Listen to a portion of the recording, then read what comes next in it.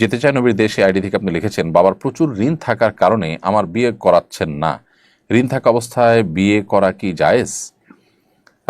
যদি আমি জেনা থেকে বাঁচতে গোপনে বিয়ে করি, সেটা কি বিয়ে বলে গণ্য হবে?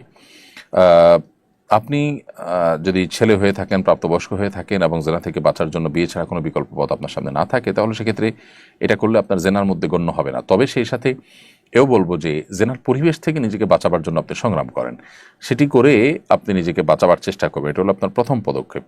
সেই পদক্ষেপে যদি আপনি সাকসেস না হন এবং সেটা যদি আপনার জন্য দুঃসাধ্য হয়, তাহলে সেক্ষেত্রে আপনি বিবাহের উদ্যোগ নিতে পারেন।